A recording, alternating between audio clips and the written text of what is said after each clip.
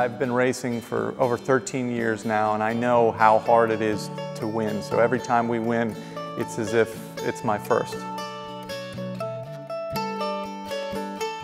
I never would have thought that I would be in my mid to late 30s and still be able to feel emotions that you have in your teens when you're playing, competitive sports in high school. It is a high like no other. It's the culmination of being so tense and so focused, picturing in your mind exactly the way you want things to go. And when they go that way, and you're standing there in victory circle, your hands in the air, spraying champagne, it's like a total flood of relief, just gratefulness to be a part of a sport that allows you to have this kind of emotions. So in 2012, our goal to win the championship came true, and we did it in a very resounding way with 5 wins out of 10 races. It was hard to beat.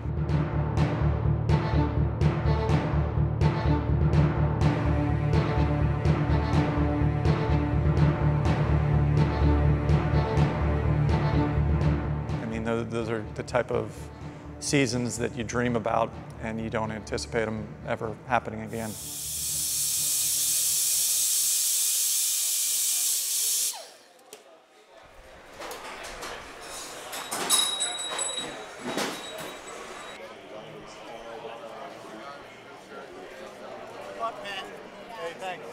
To make it a little bit harder on ourselves, we set off on a program for 2013, which included both the Continental program with a number 13 Porsche, but we also added the number 13 Audi R8.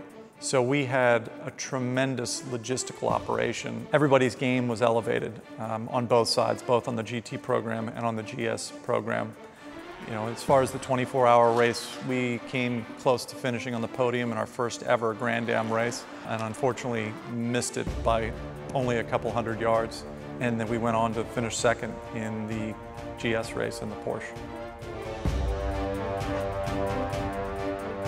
So Austin for us was not a huge victory or a celebration by any means. We had just fallen short of the podium, finished 4th, but it was a huge points paying day. Then that gave us the points lead going into the next race.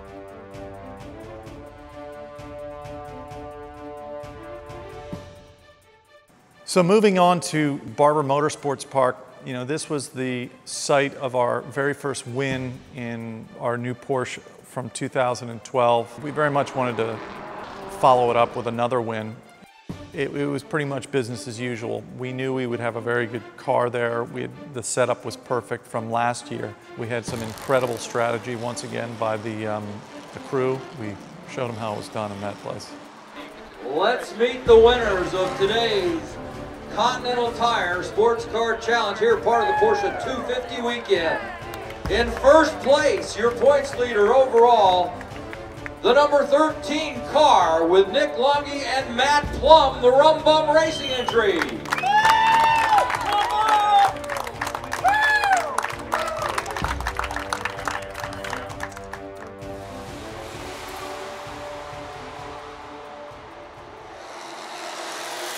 Mid-Ohio was a special race because this was a race that we were debuting a new car.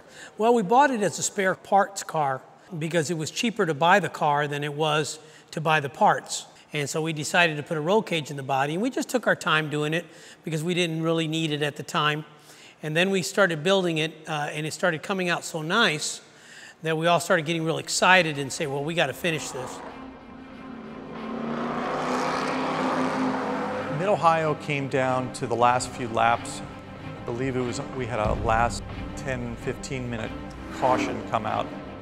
By the time the yellow was over and they threw the green flag, it gave us very little time to do any racing, but there was a 2 or 3 lap shootout. And luckily I was just able to keep them behind me.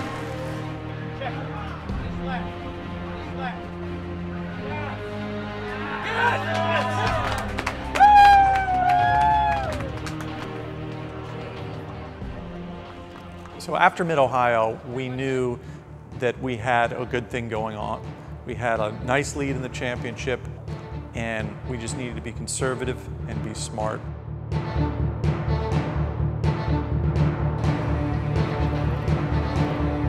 So Road America is always an important race on our schedule. Coming into the race weekend, once again, we had a nice points lead and we were playing conservative. Finish ahead of the 9 car, don't get in any trouble, and just finish the race. You know, we were running close to the top 5. We were never really the quickest car out on the racetrack, but we were ahead of the 9 car. So everybody was very calm, very collected about the whole situation. And then on the last fuel stop, we decided to take a little bit of a gamble with the idea that the caution would come out towards the closing stages, at which point everybody would then come in for a quick splash of fuel. Everybody would be then in the same order. At this point, I exited second. After that fuel stop, I was given the instructions to start saving fuel, that if it did go green the whole time, we'd be in trouble. So at the drop of the green flag, after the caution, after our pit stop with 1 hour and 15 minutes to go, everybody took off like they were shot out of a cannon. And I just focused on conserving fuel. And as we get closer to the end, everybody started to realize that there was no yellow and that they were going to have to come in for fuel. But thankfully for us, we had planned it the whole time. The leader, another Porsche, who had taken off and hadn't conserved fuel and who had about I think it was a 5-10 second lead on me, all of a sudden realized that they were going to run out of fuel and began conserving. Well, at that point, it was too late. As I got to within about 5 seconds, he peeled off into pit lane, which made me the overall leader. We had about 3 laps to go, and I had maybe a half a gallon worth of gas. And it was the longest, slowest 2 laps I've ever made on a professional racetrack. And on the last lap, second turn, I ended up feeling the bobble in the motor, switching to reserve. We took such a chance, but our guys knew exactly how much fuel we had. We knew what we needed to do to get there, and we executed the plan, but it was exciting.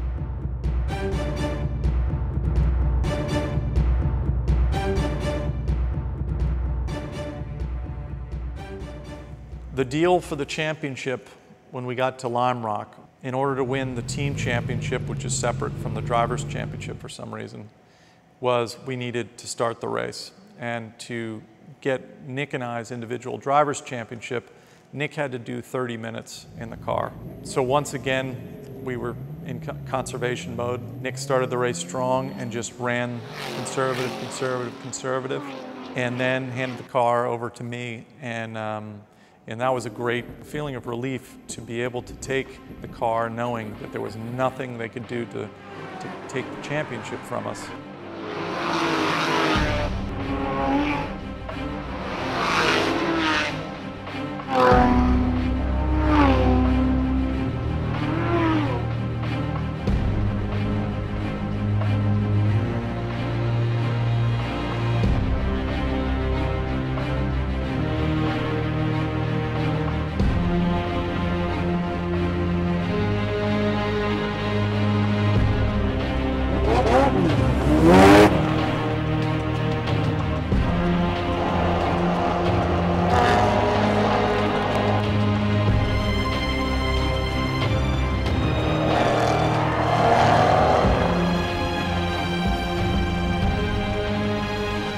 You know, our 2013 season wasn't as dramatic.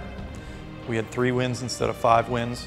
What really won us the championship is our ability to come back from adversity and to get knocked down and come right back up was what won the championship.